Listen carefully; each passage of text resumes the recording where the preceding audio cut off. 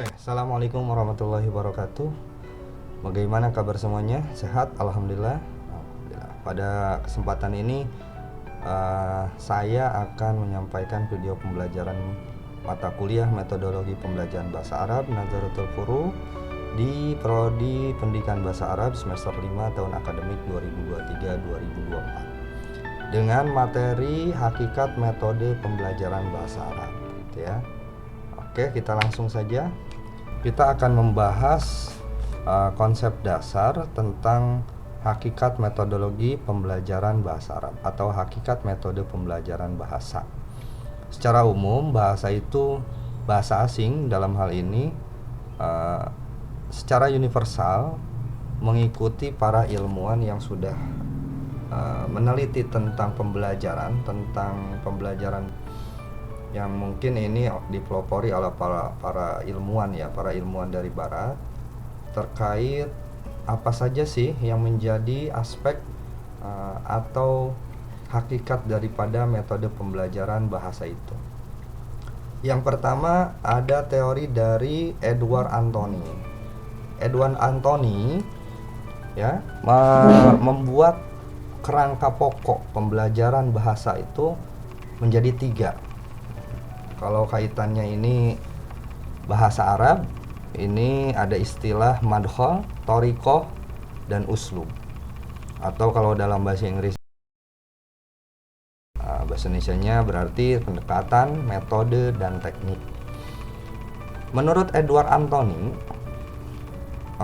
metode pembelajaran bahasa ini tidak terlepas dari 3 aspek ini. Yang pertama, pendekatan.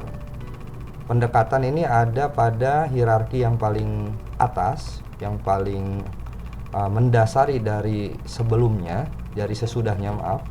Ini metode dan teknik. Jadi pendekatan ini asumsi atau dasar filosofis. Kalau di sini pengertiannya madkhal atau approach adalah seperangkat asumsi yang berhubungan dengan hakikat bahasa, hakikat belajar, hakikat mengajar. Nah, itu ya adalah asumsi yang berhubungan dengan hakikat bahasa, belajar, dan mengajar. Dasar filosofisnya apa? Begitu.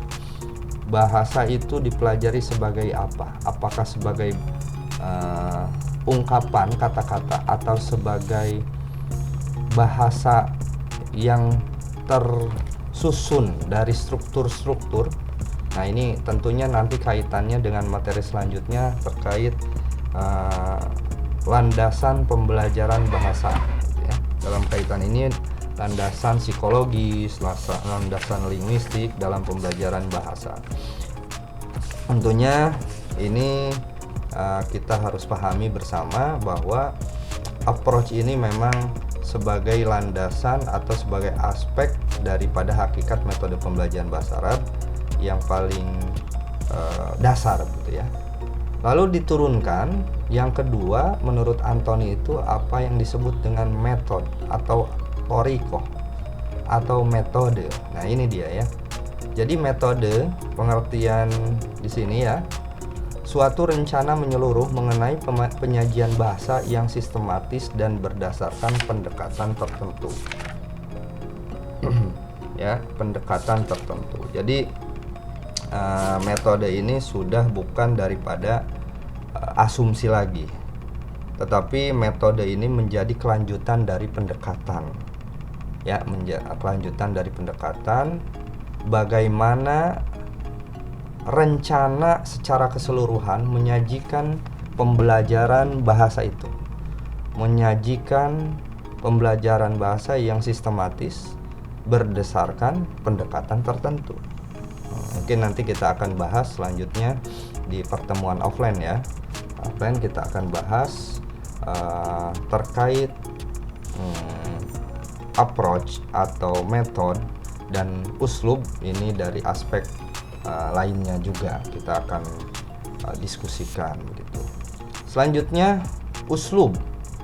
Menurut Edward Anthony, uslub atau teknik atau ya teknik gitu ya dalam bahasa Indonesia, kegiatan-kegiatan khusus yang diwujudkan di dalam kelas yang konsisten dengan metode dan olehnya itu sejalan dengan pendekatan. Nah, ini aspek terkecil daripada hakikat pembelajaran bahasa. Kalau teknik ini sudah kegiatan-kegiatan yang rinci gitu ya, yang spesifik di dalam kelas berdasarkan metode dan juga berdasarkan dengan harus berlandaskan pada pendekatan sebelumnya.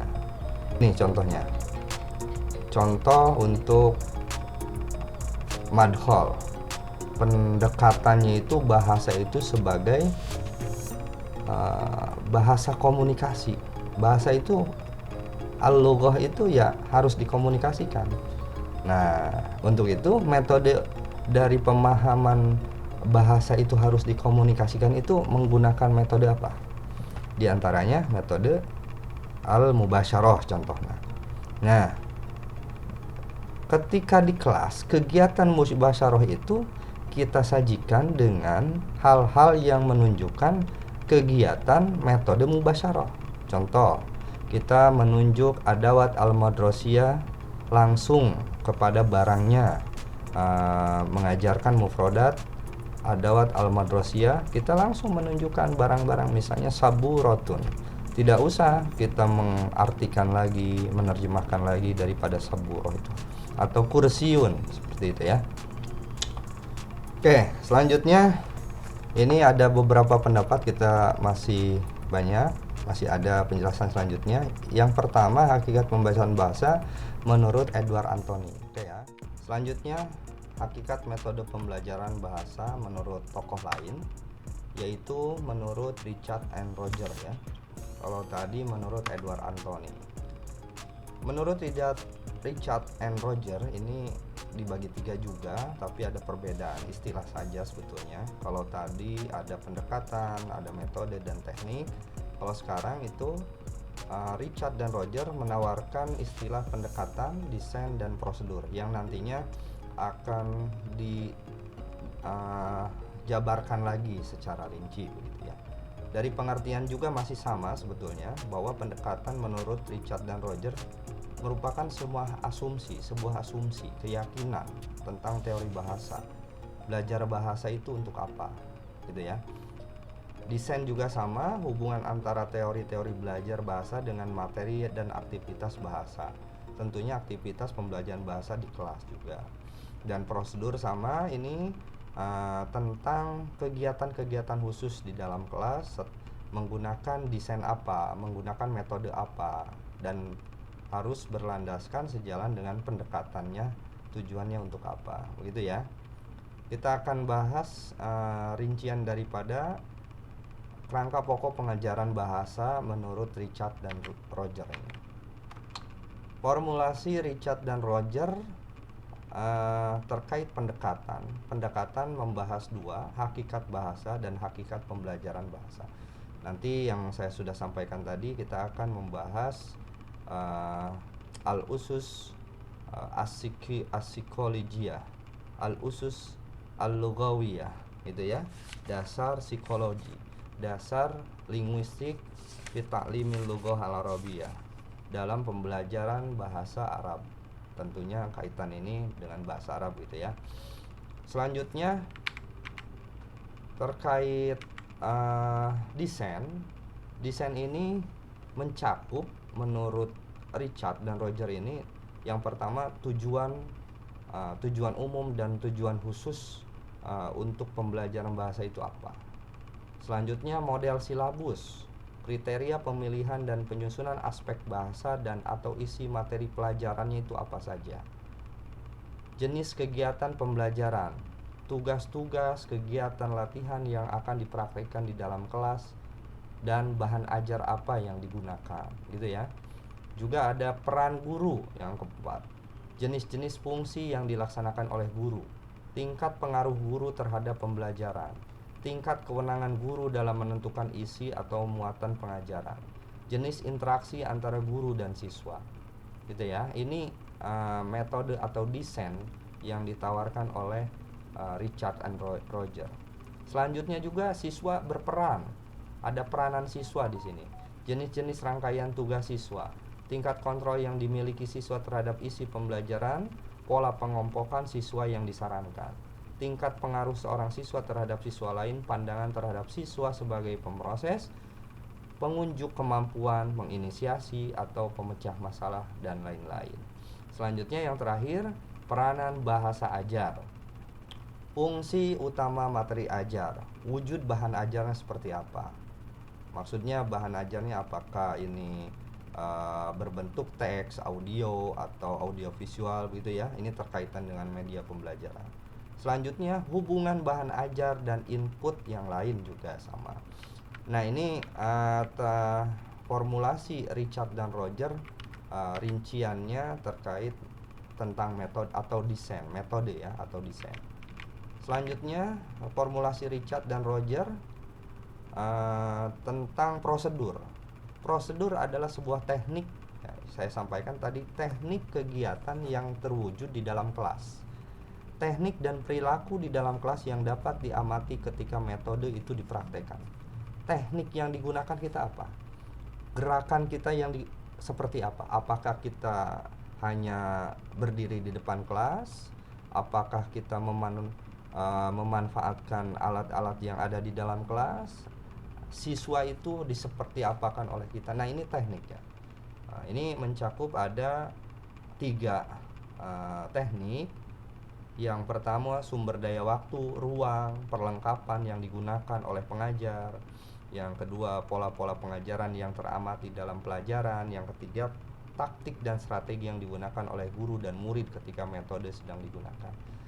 Apakah Anda selalu ceramah di depan begitu?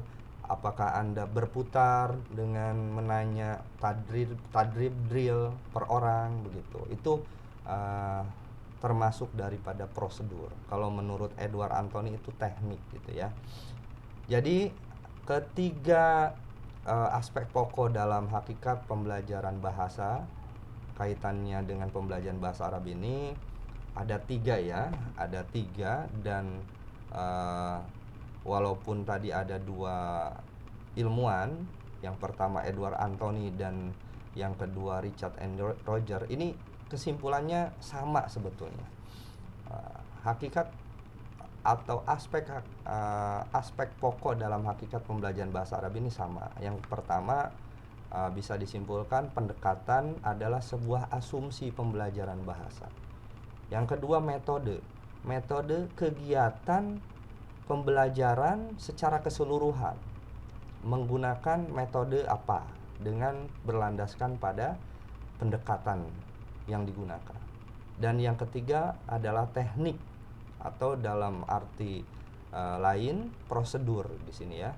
Prosedur menurut Richard dan Roger merupakan taktik atau kegiatan yang benar-benar di dalam kelas yang kita praktik kita itu bagaimana kita membelajarkan mufrodat itu memakai bahan apa begitu ya. Nah ini merupakan prosedur pembelajaran atau istilahnya Edward Anthony itu adalah teknik atau uslub begitu ya.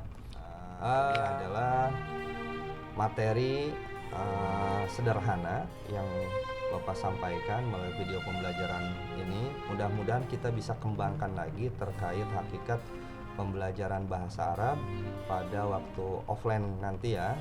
Dan kita akan membahas